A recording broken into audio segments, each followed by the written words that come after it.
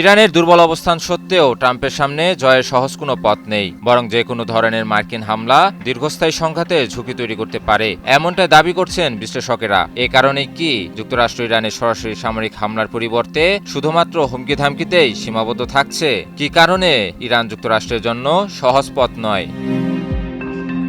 1979 সালে ইসলামী বিপ্লবের পর থেকে বহু সংগ্রামের ভেতর দিয়ে গেছে ইরান। বছরের পর বছর ধরে চলা যুদ্ধ, নিষেধাজ্ঞা আর অভ্যন্তরীণ অস্থিরতার ফলে বহু সময় ধরেই সংকটের মুখে ইরানি রিয়ালের মূল্যমান হারিয়ে সর্বকালের সর্বনিম্ন পর্যায়ে পৌঁছে গেছে। ফলে এসব সংকট ব্যাপকভাবে দুর্বল করে দিয়েছে ইরানকে।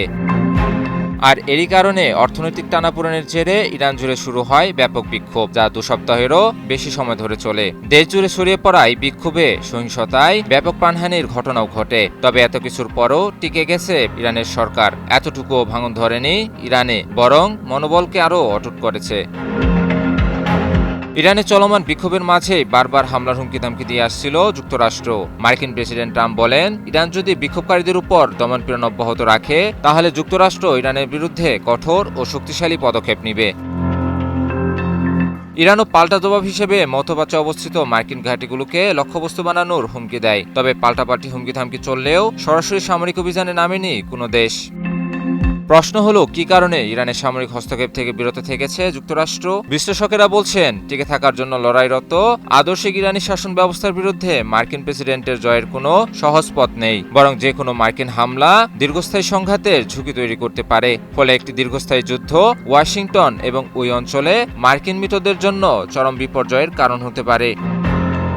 এ বিষয়ে স্টিমসন সেন্টার থিঙ্ক ট্যাঙ্কের বিশিষ্ট ফেলো বারবারা স্লাভিন বলেন, ইরানে হামলার সম্ভাব্য সমস্ত বিকল্প বেশ ভয়ঙ্কর, কারণ এর পরিণতি কি হবে তা জানা খুবই কঠিন। বিশেষ করে ইরানের শাসক গোষ্ঠী যদি মনে করে যে তাদের পিঠ দেয়ালে ঠেকে গেছে, তাহলে তারা এই অঞ্চলে আমেরিকান বাহিনী এবং মিত্রদের বিরুদ্ধে সত্যিই ভয়াবহভাবে আক্রমণ করতে পারে। গত বছরের জুনে ইরানের পারমাণবিক স্থাপনাগুলিতে মার্কিন হামলার পর কাতারে অবস্থিত মার্কিন আলুদের বিমান ঘাঁটিতে ক্ষেপণাস্ত্র নিক্ষেপ করে প্রতিক্রিয়া জানায় তেহরান। এবারও যদি যুক্তরাষ্ট্র আবারও ইরানে হামলার চেষ্টা করে, তবে ইরান এবার বেশ শক্তিশালী জবাব দেবে বলেই দাবি বিশ্লেষকদের। ইমন আলী, নিউজ 24।